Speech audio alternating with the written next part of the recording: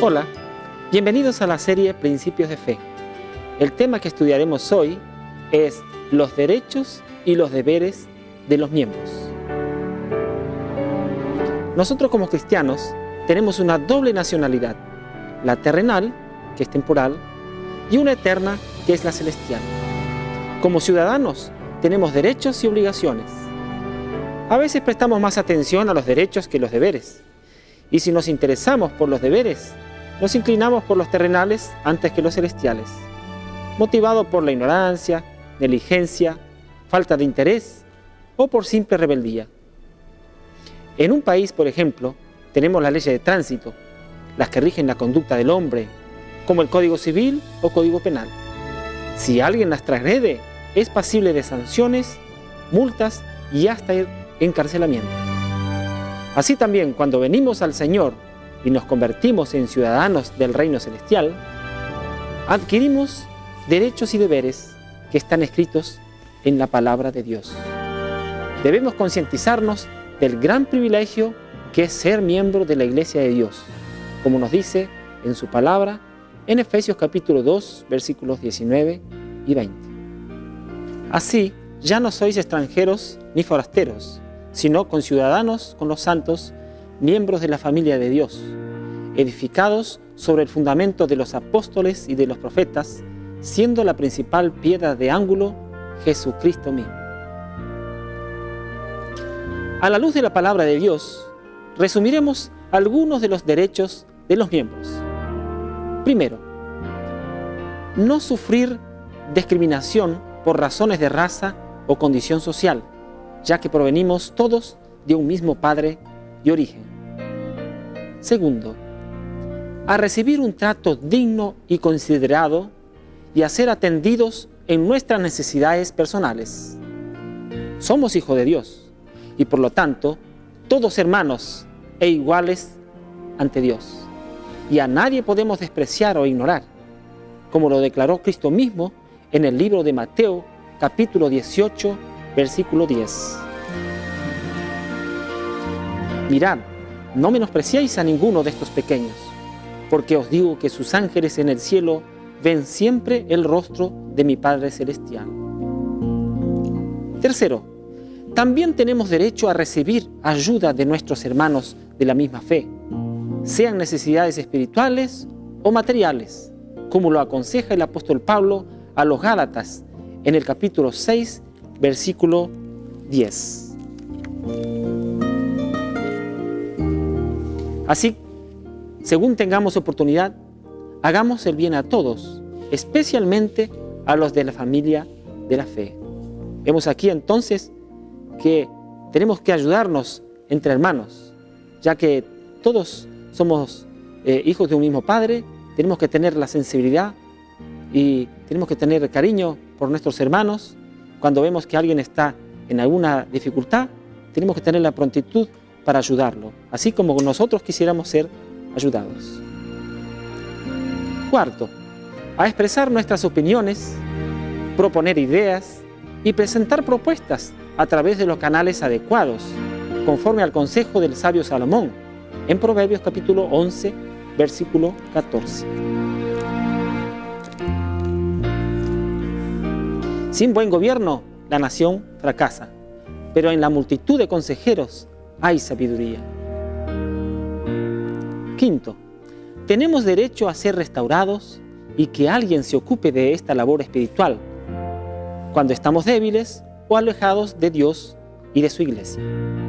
Veamos lo que nos dice la palabra de Dios.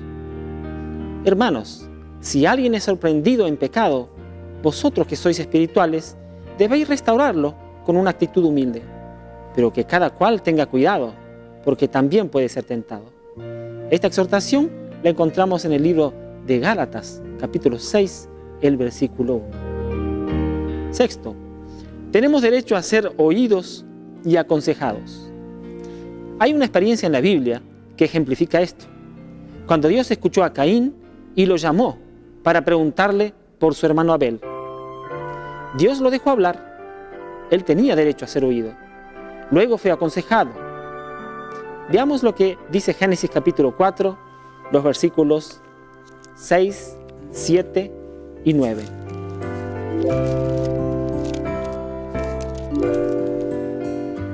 Entonces el Señor le dijo: ¿por qué estás tan enojado? ¿Por qué estás cabizbajo? Si hicieras lo bueno, podrías andar con la frente en alto. Pero si haces lo malo, el pecado te acecha como una fiera, lista para atraparte. No obstante, tú puedes dominarlo. El Señor le preguntó a Caín: ¿dónde está tu hermano Abel? No lo sé, respondió. ¿Acaso soy yo el que debe cuidar a mi hermano? Séptimo, tenemos derecho a ser juzgados por alguien que se ponga en nuestro lugar. Antes de poder ser juez, Pedro pasó por una dura prueba, de la que salió capacitado para perdonar, como nos dice el libro de Lucas, capítulo 22, versículos 31 y 32. Simón, Simón, mira que Satanás ha pedido zarandearos como si fuera trigo, pero yo he orado por ti para que no falle tu fe. Y tú, cuando te hayas vuelto a mí, fortalece a tus hermanos. Pedro pudo ministrar fortaleza porque él había estado sin fuerzas y caído, y sólo así pudo ponerse en el lugar del otro. Así quedaron registradas sus palabras en Gálatas capítulo 6, el versículo 1. Hermanos, si alguno ha caído en alguna falta, vosotros que sois espirituales, restauradlo con espíritu de mansedumbre, cuidando que tú también no seas tentado. Octavo, otro maravilloso derecho del creyente es a ser perdonado por Dios y por los hombres.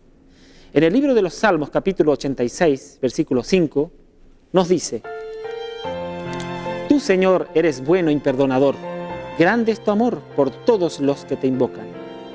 Y en consonancia con el texto recién leído, el apóstol Juan, en su primera epístola, capítulo 1, versículo 9, declara: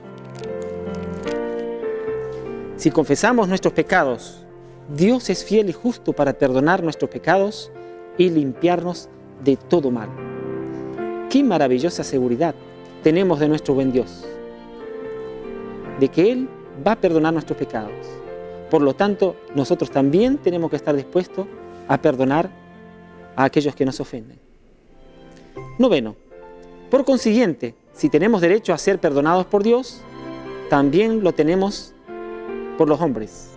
El apóstol Pablo da un ejemplo en este aspecto en su segunda epístola a los Corintios, el capítulo 2, versículos 5 al 10.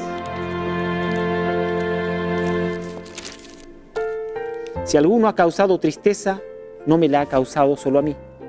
Hasta cierto punto, y lo digo para no exagerar, se la ha causado a todos vosotros. Para él es suficiente el castigo que le impuso la mayoría. Más bien debierais perdonarlo y consolarlo para que no sea consumido por la excesiva tristeza. Por eso os ruego que reafirméis vuestro amor hacia él.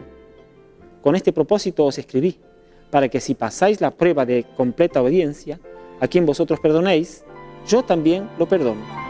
De hecho, si había algo que perdonar, lo he perdonado por consideración a vosotros en presencia de Cristo. Ahora consideraremos los deberes de los miembros de la Iglesia. La definición de la palabra deber es estar obligado a algo por la ley divina, natural o positiva.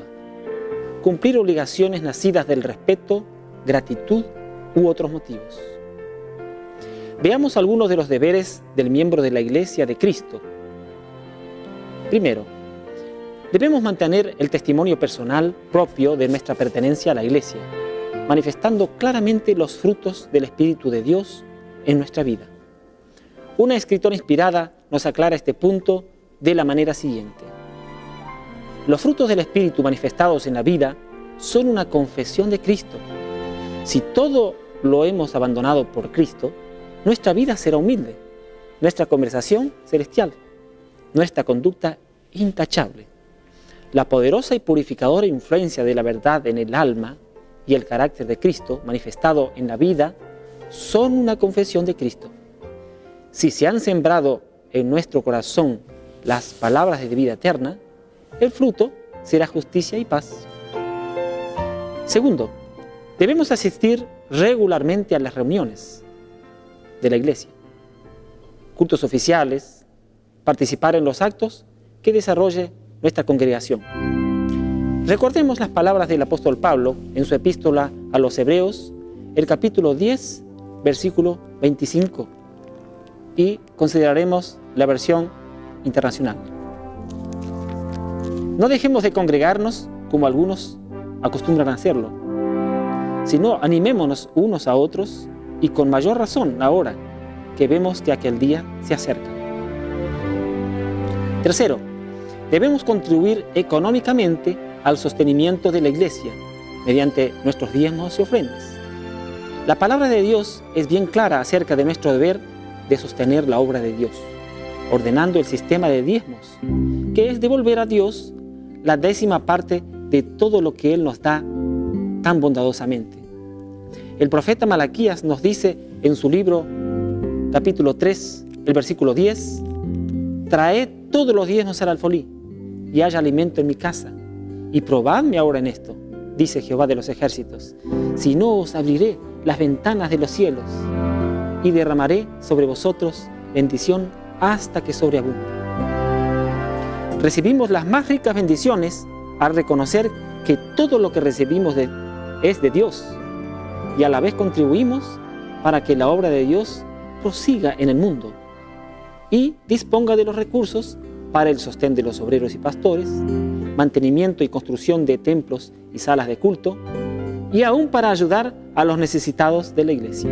Cuarto, es también nuestro deber llevar a la práctica las decisiones tomadas por la Asociación General, ya que cuando se reúnen los representantes de la iglesia a nivel mundial y toman una decisión después de ser debidamente debatida y consensuada con oración, es la voz de Dios. Un ejemplo de esto lo vemos en el libro de los Hechos de los Apóstoles, capítulo 16, versículos 4 y 5, cuando la iglesia apostólica primitiva se vio inmersa en una polémica doctrinaria que fue resuelta en un concilio en Jerusalén. Al pasar por las ciudades, entregaban a los hermanos para que las guardasen las decisiones tomadas por los apóstoles y ancianos de Jerusalén. Así, las iglesias eran confirmadas en la fe y aumentaban en número cada día. Quinto, otro deber no menos importante de los miembros es la de resolver sus divergencias o altercados en el ámbito de la iglesia, evitando así el escándalo y mal testimonio a los no creyentes. La iglesia es en última instancia el órgano con autoridad dada por Dios para solucionar diferendos entre hermanos. Debemos usar la regla bíblica que encontramos en Mateo capítulo 18, versículos 15 al 20. Si tu hermano peca contra ti, ve y muéstrale su falta entre tú y él solo. Si te oye, habrás ganado a tu hermano. Si no te oye, toma aún contigo a uno o a dos, para que en boca de 2 o 3 testigos conste toda palabra. Y si no los oye a ellos, dilo a la iglesia. Y si no oye a la iglesia, tenlo por gentil y publicano. Os aseguro que todo lo que atéis en la tierra habrá sido atado en el cielo, y todo lo que desatáis en la tierra habrá sido desatado en el cielo. Además os digo que si 2 de vosotros se ponen de acuerdo en la tierra, todo lo que pidan les será hecho por mi Padre que está en los cielos. Porque donde 2 o 3 están reunidos en mi nombre, allí estoy yo en medio de ellos. Es algo muy triste cuando hermanos de la misma fe acuden a tribunales mundanos para solucionar sus diferencias. El nombre de Dios es deshonrado y blasfemado a causa de esta manera de actuar.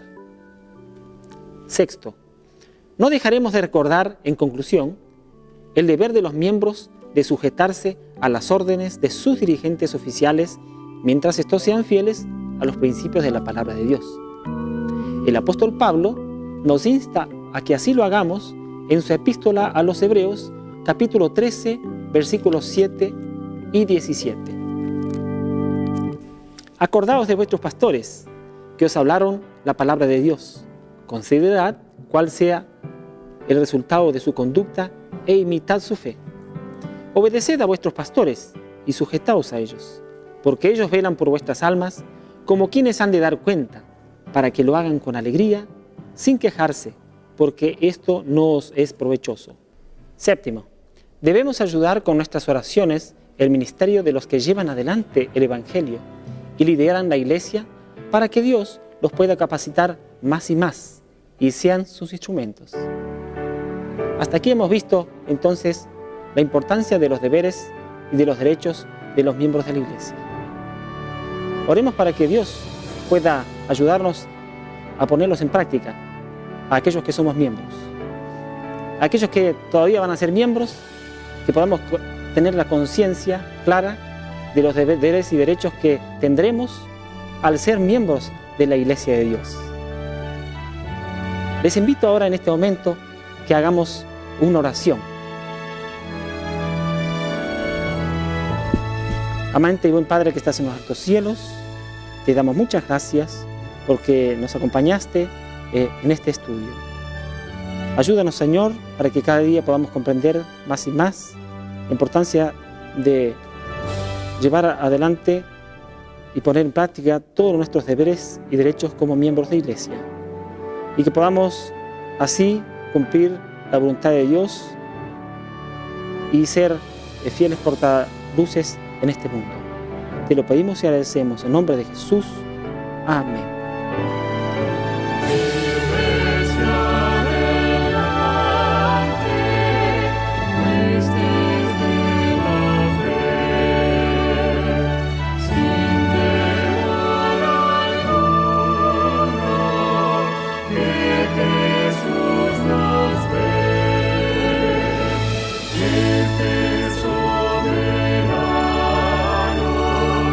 Cristo al frente va.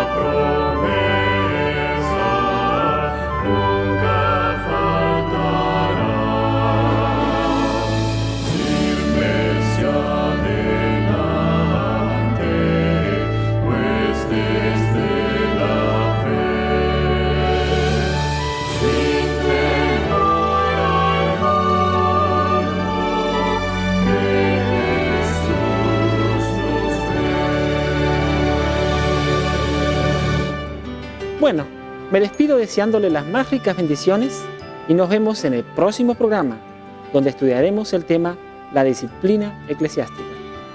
Que Jesús le conserve en paz y le guarde. Amén.